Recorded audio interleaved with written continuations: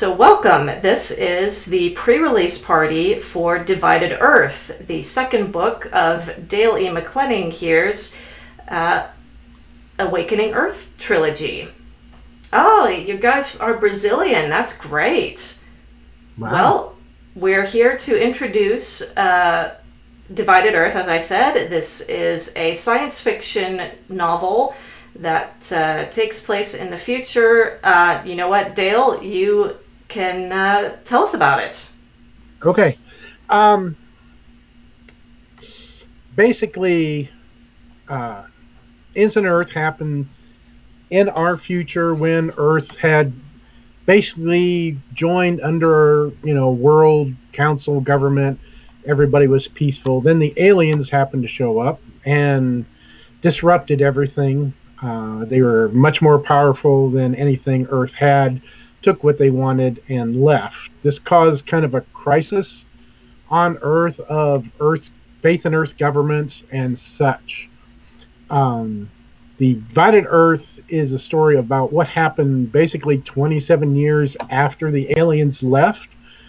The World Council has basically been all but disbanded. Most of the national governments have lost most of their power because they were unable to protect the people, if you want to put it that way. And it's gone back to very regional control, which also makes it ripe for the next dictator to take over, of course, as history would show us. The world is being divided in two parts. Basically, those that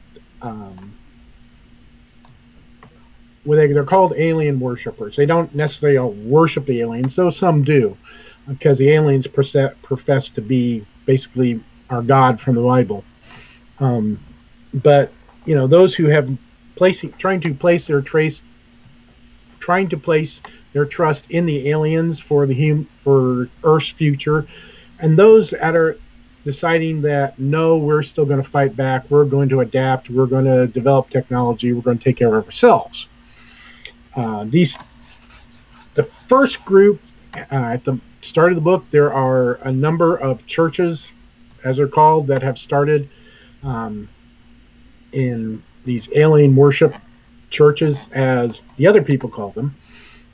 They vary from of all sorts that we have today. Those that actually believe what they're talking about, and those that are run by people who are just want money or power. But we have one rather large one that sees an opportunity to become the dominant and one church across the world. Our main characters are part of the other group, those who are developing technology and trying to keep Earth independent. Though on Earth it seems like a losing fight, because more and more people are going over to what seems to be the safe option, which is the mega churches that are taking over. Several characters are followed in this. One is Joseph Gint, who is the son of the main characters from the first book, who works at a U.S. Army base. That was the site where the aliens attacked and blew up one of the satellite buster ion cannons and destroyed everything for quite a while. But they have brought it back basically and turned into Army base for research. And he is a particle physicist. His friends and one of the other main characters is named Worthia. She is born and raised on one of these communal farms that the alien churches have started, because we're all supposed to return to an agrarian economy and live peacefully and happily and non-violently. So convenient for the aliens, right? Mm-hmm. She is a rather intelligent person, and even though when still young, about 15, realizes, there's got to be something else out there than being married to a dirt farmer. So she is an integral part of the book also. But the book basically gets to the point where there's a confrontation between the church, the main church, and basically they call themselves citizens, or the people who are fighting to try to maintain the independence of Earth. And I won't tell you any more about that, but that is basically the situation of the book. Well, thank you for summing that up so well, Dale. So, one thing that I've been very interested in with the series is kind of what brought it to the point that it is politically, at the beginning of the trilogy particularly. I believe you said you've studied a lot of history. Yes. So I'm interested in kind of the evolution of the politics that brought the world to what it is at the beginning of Innocent Earth, and, you know, the creation of the World Council and such. There's a lot of that type of history that is alluded to in Innocent Earth, but isn't necessarily expanded on. So would you like to tell us a little bit more about that? Sure. If you're a student of American history and the Constitution, it was basically written because the framers were afraid of the lack of information that could be transmitted from one point to another, like from New York City to Kentucky. It wasn't really a good way to get any information fast or really extremely reliable. So the advent of first, like the telegraph and the telephone and TV and all that, has kind of expanded our capability to pass information, at least to those parts of the earth that have this technology. And we've become much less regional and more national. If you take that as a continual growth in this type of communication technology and throw in things like automatic interpretation software that they have now to some point, etc., then you could basically have a world that was very connected. Information could be passed near instantaneously and freely. I mean, you know, you don't have to print it out. You don't have to send it on a boat or something of that nature. You don't have to spend time interpreting it. The computer will do it for you. That would make a much bigger communal world. And assuming we didn't destroy ourselves in the process, taking the model of like the UN and expanding it, you basically get what would be the World Council. It was kind of spirited, hinted in the first book about there was a nuclear confrontation, which kind of laid waste to the middle of Asia, India and Russia, but also someone during the confrontation took the opportunity to basically blow up Jerusalem. So they used Jerusalem as a site to start, you know, afresh as the world peace center, so to speak, symbolically, and that's where the World Council was based. Basically, you could say people frightened themselves into cooperating with each other. Very interesting. I'm also curious about. So, in Divided Earth, Joseph Gint, as well as many of the other main characters, are based in Revelation Base in South Dakota, and it was named that as a result of what happened in Innocent Earth.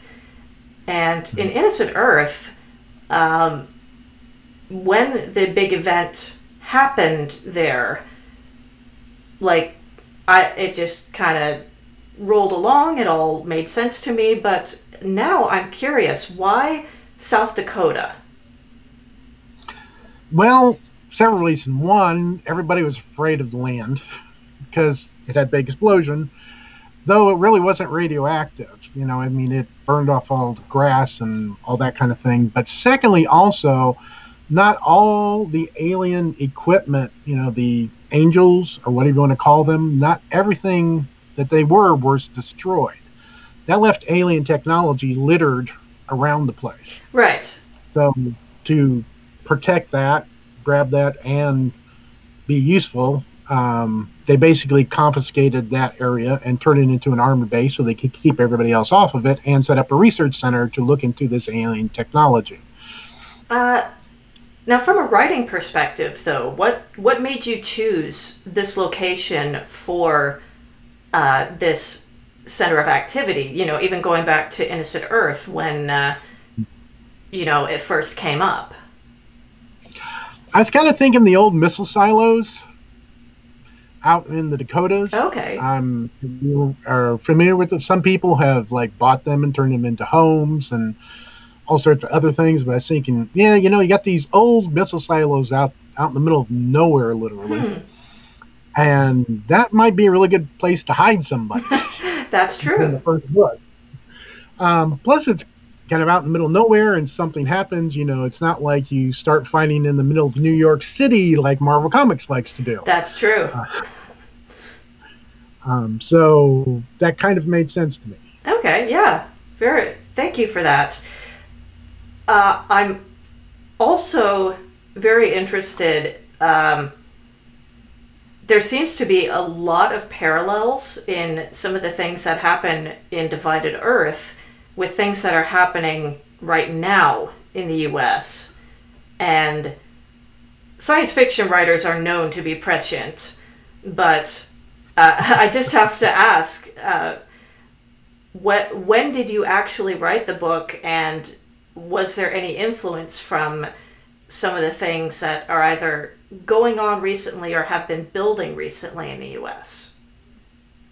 Recently, you mean the past couple years? Yeah. No, it was written before that. I don't try to make social comments really, or put current figures, kind of hide them in there. This is the bad guy, but he's really so and so or something. I try to write a good story, which maybe that's why it parallels actual real events. Exactly, because you do have a good grasp of characters. I love some of the banter that you have between characters in this, in both books. And how do you go about creating your characters and kind of dealing with these very different personalities coming together? I want to say, for the legal record, my characters do not reflect anybody I know personally. Duly noted. Okay, that out of the way. There are some people who I have met who have kind of been models for some of the people I put into the stories. For example, in the first book,